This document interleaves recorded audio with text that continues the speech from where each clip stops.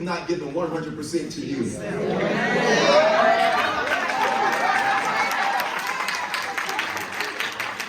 felt like dropping the mic right there.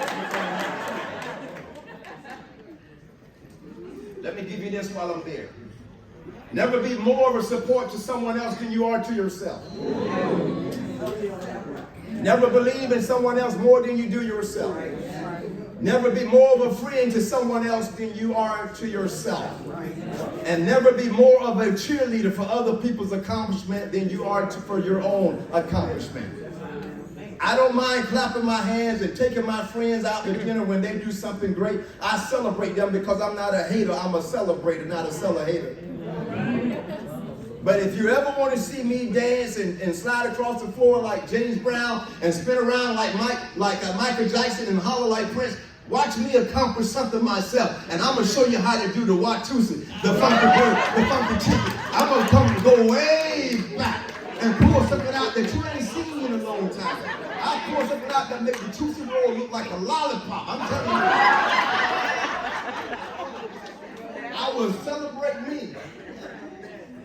And then I'll move on.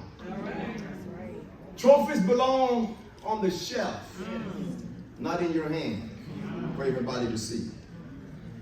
What do I mean by that? When you have an accomplishment, you reach a milestone, you celebrate, and then you put that to the side.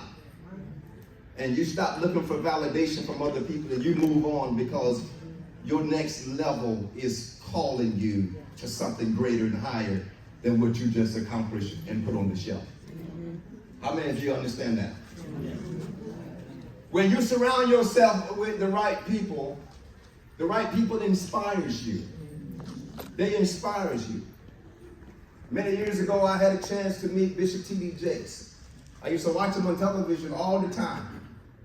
But when I finally was in a little small room with him and got to introduce myself and get to know him a little bit, then I began to realize something. Many years ago, I started mentoring professional athletes, and they started coming to seeking me out. And when I got to sit down with them and spend some time with them and get to know them, then I started realizing something.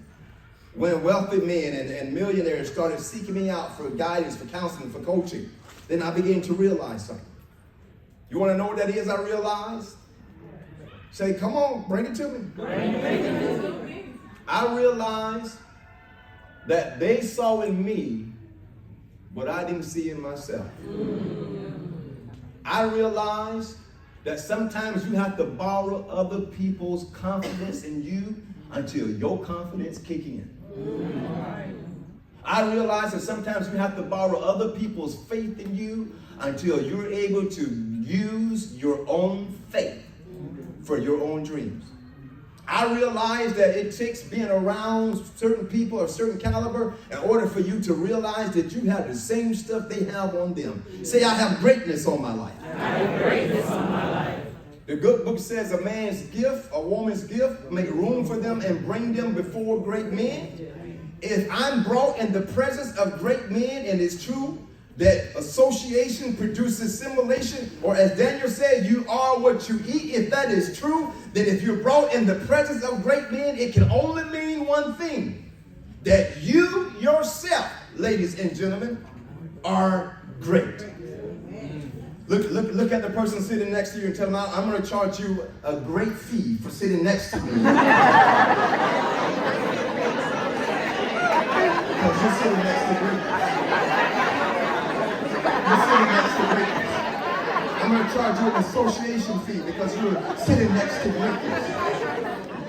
Can I tell you that there are people who signed up for this class that did not come? They changed their mind at the last moment. Can I tell you that there are people who signed up for this conference and did not come? They changed their mind at the last minute. The very fact that you are here, and I know that when I go to somewhere and speak, that people's destiny is getting ready to change. People's lives are getting ready to change. Right, people's stories are getting ready to change. When I go somewhere and speak, I know I'm going to speak to world changes. I'm going to speak to people who are still ready to take the world by storm. I'm going to speak to people who are about to become millionaires and people who are about to become entrepreneurs. So when I knew that I was coming to speak to you, I knew that there was something great about your life, that you had to be here today because destiny has summoned you to come in and get this message so that you can be inspired to go back to your communities and go back to your workplaces and give life all you have to give. Amen.